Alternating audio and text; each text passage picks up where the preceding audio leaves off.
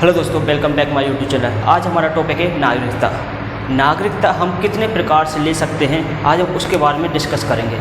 ठीक है, चलो स्टार्ट करते हैं।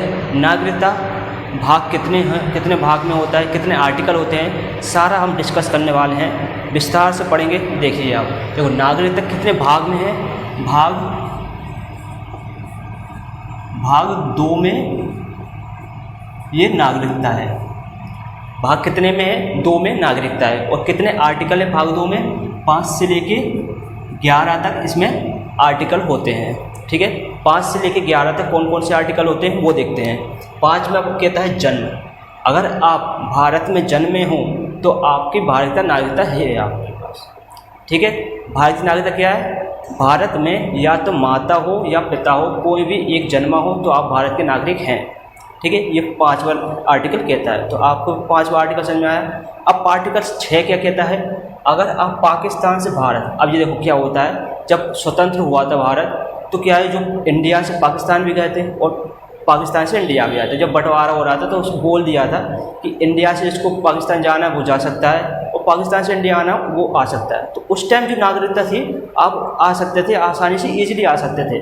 तो उसे कितने में रखा है? आर्टिकल 6 में उसे रखा गया है। आर्टिकल 6 में उन लोगों को रखा गया है जो पाकिस्तान से इंडिया आए थे, मतलब स्वतंत्रता से पहले जो इंडिया आ गए थे, बंटवारे से पहले जो इंडिया आ गए थे, तो उनके लिए है आर्टिकल 6। ये बात समझ में आई है। अब देखो 7वां क्या कहता है। 7 और 6 बहुत ही ध्यान से देखिए, कुछ बारीक से पॉइंट है उसको देखिए। 6वां आर्टिकल क्या कहता है?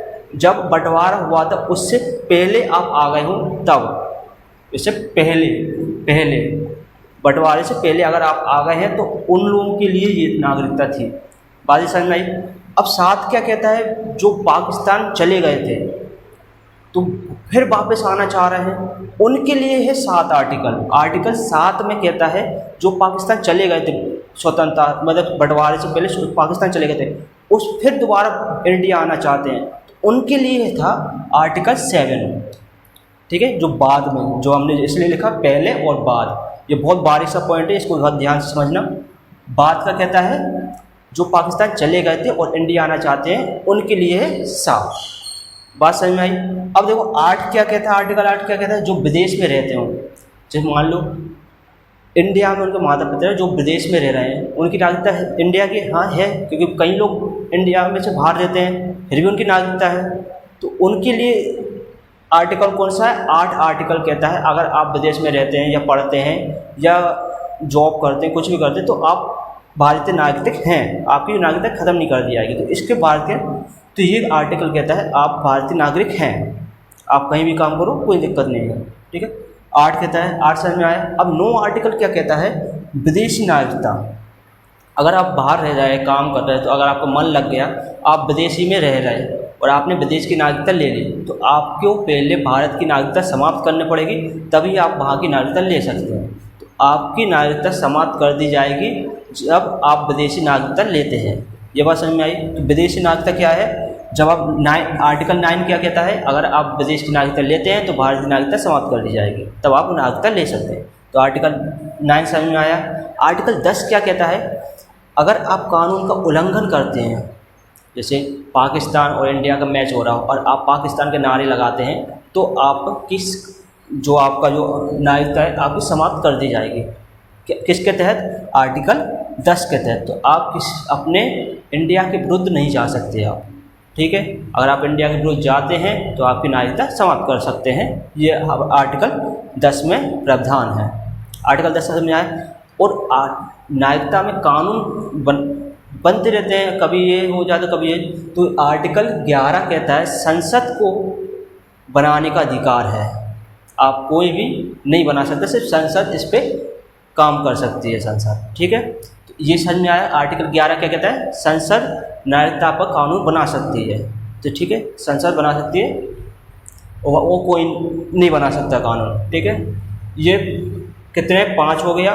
5 के अब एक बार रिपीट कर लेते हैं जल्दी जल्दी। जन्म से, आर्टिकल के 5 क्या कहता है? जन्म से नागरिकता होनी चाहिए आपको। ठीक है, 6 क्या कहता है? अगर पाकिस्तान से इंडिया आना चाहते हैं तो आप इंडिया आ सकते हैं। जो स्वतंत्रता के टाइम था, तो मतलब स्वतंत्रता का टाइम था, मतलब बंटवारा, बंटवारा टाइम, बंटवारा, बंटवारा, ठीक है, बंटवारा का टाइम का है।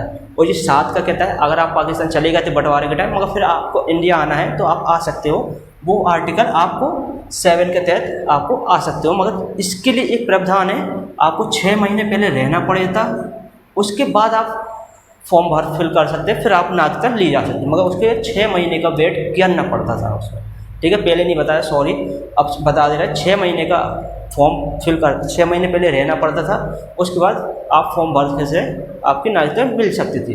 तो वो 6 क्या कहता है, 7, आर्टिकल 7 में कहता है जी, ठीक है, ये बात समझ में आई है। आर्टिकल क्या कहता है, विदेश में अगर आप रहते हैं तो भी आपकी नागरिकता नहीं छीन सकते हैं कोई, ठीक है। और 9 क्या कहता है, विदेश की नागरिकता आपकी, अगर विदेश की नागरिकता लेना है तो आपको समाप्त करनी पड़ेगी, इंडिया की आप समाप्त हो जाएगी। 10 क्या कहता है, कानून का आप उल्लंघन करते हो तो आपकी नागरिकता समाप्त कर दी जाएगी। और आर्टिकल 11 कहता है नागरिकता पर कानून बनाने का अधिकार सिर्फ संसद को है। ये बात समझ में आई, ये बात 11 पॉइंट क्लियर हुआ है। अब आगे देखते हैं। अब देखिए, अब आपने पढ़ लिया था आर्टिकल। आर्टिकल उस टाइम बने थे जब हमारा संविधान बन रहा था, तो उसमें कुछ थोड़ी कमियां थी, क्योंकि उस टाइम देख के हम लोगों ने बनाया, उस परिस्थिति को देख के हमने संविधान बनाया, ठीक है। तो अब देखिए इसमें क्या है, फिर 1955 में एक नागरिकता अधिनियम लाया गया है, क्योंकि कुछ कमियां थी, लोगों को उसका गलत फ़ायदा उठा रहे थे, इसलिए इसमें कमियां थी। तो इसमें कुछ 1955 में 5 तरीके से आपको ये तरीके लाया गया है कि आप इस 5 तरीके से अगर आप फॉलो करते हैं तो आप भारतीय नागरिकता ले सकते हैं, ठीक है। एक तो था हमारा जन्म से अगर आप भारत में हैं तो आपको, ठीक है, भारतीय नागरिकता मिल जाएगी, ठीक है। ये पॉइंट बड़ा ध्यान से सुनना, 5 तरीके से लाया गया था 1955 में कि आप इस 5 तरीके से आप फॉलो करते हैं तो आप भारतीय नागरिकता हैं। एक जन्म से, माता पिता हो या आप जन्मे हो या माता पिता जन्मे हो या दादा दादी कोई भी जन्म हो तो आप भारतीय नागरिक हैं, ठीक है। वंश क्या होता है, जो आपके जो वंश हैं, जैसे दादा हो, दादा के दादा, वंश से पीढ़ियाँ चली आ रही हैं तो आप भारतीय नागरिक हैं, तो ये वंश से बोलता है। अभी क्या है, देशीकरण क्या है। देशीकरण क्या है कि अगर आप भारत में सेवा करना चाहते हैं तो आपको पहले 10 साल रहना पड़ेगा, उसके बाद फिर आपकी बायोडाटा जांच की जाएगी कि आप ठीक है ये रह सकते हैं, तो आपको सेवा करने का मौका दिया जाएगा, ठीक है। देशीकरण में ये फॉलो करता है।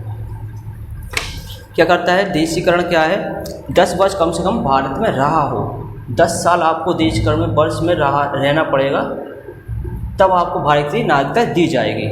ये कहता है देशीकरण। वंश क्या कहता है, आप के वंशज जो भारत में रहें तो आपको भारत की नागरिकता दी जाएगी। जन्म क्या कहता है, आप जन्म से नागरिकता हो तो भी आपको नागरिकता दी जाएगी।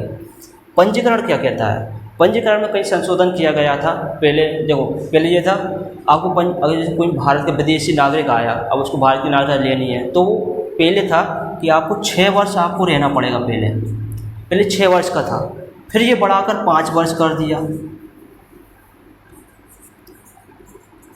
मतलब क्या है, 6 वर्ष मतलब क्या है, आपको पहले 6 वर्ष रहना पड़ेगा, उसके बाद फिर फॉर्म मिलेगा, आप फॉर्म फिल करके इंडिया में रह सकते हैं तो आपको नागरिकता दी जाएगी।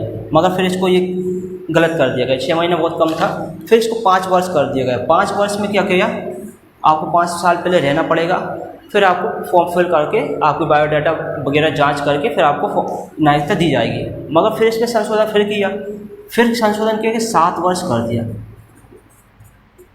अब जो वर्तमान में है वो उसका क्या है, पंजीकरण कितने पहले आपको 7 साल रहना पड़ेगा, उसके बाद पंजीकरण फॉर्म भर के आप इंडिया की नागरिकता ले सकते हैं। तो ये हो गया पंजीकरण के बारे में। जैसे एक पॉइंट है, मेन पॉइंट है जो अंत, जो आपको 11 में बताया था कि नागरिकता आपको छीनी जा सकती है अगर आप उस चीज़ का उल्लंघन करते हैं, कानून का उल्लंघन करते हैं तो आपकी नागरिकता छीनी जा सकती है, आपका अंत हो सकता है उस चीज़ का, नागरिकता का अंत कर दिया जाता है। इसलिए हमने इसको अंत लिखा है, नागरिकता का अंत। किस तरीके से होता है, अगर आप इंडिया और पाकिस्तान की तरफदारी करते हो और इंडिया के नहीं करते तो आपकी नागरिकता छीनी जा सकती है, ठीक है। इस तरीके से आपकी नागरिकता ख़त्म कर दी जाएगी आपकी, ठीक है। होपफुली आपको समझ में आया होगा जो जितनी भी 5 चीज़ें बताई हैं। वंश, जन्म से क्या है, मतलब जन्म से रहा हो। वंश मतलब वंश से आपका वंशज है तो आपको नागरिकता दी जाएगी। देशीकरण समझ में आया, आपको 10 साल रहना पड़ेगा, उसके बाद आपको नागरिकता मिल जाएगी। पंजीकरण क्या समझ में आया है आपको? पहले 6 वर्ष था, 5 वर्ष था, अब लेटेस्ट में वर्तमान में समझ में कोई पूछे तो कहिए 7 वर्ष आपको रहना पड़ेगा, फिर आपको फॉर्म फिल करना पड़ेगा, तब आपको नागरिकता दी जाएगी। अंत आपको किस तरीके से, अगर आप कानून का उल्लंघन करते हैं तो भी आपकी नागरिकता छीनी जा सकती है। ठीक है, अब ये नागरिकता का पूरा ये चैप्टर कंप्लीट हो चुका है। देखो 5 से 11 तक हमने आर्टिकल समझ लिए हैं, नागरिकता का अधिनियम मतलब नागरिकता अधिनियम के बारे में समझ लिया है, तो हमने पूरा नागरिकता के बारे में डिस्कस कर लिया है। अब कुछ भी बचा हो, इससे ज़्यादा इम्पोर्टेंट कुछ नहीं है, बाकी सारा इम्पोर्टेंट जो हमने बता दिया वही सारा इम्पोर्टेंट है। ठीक है, अगली वीडियो में मिलते हैं, धन्यवाद।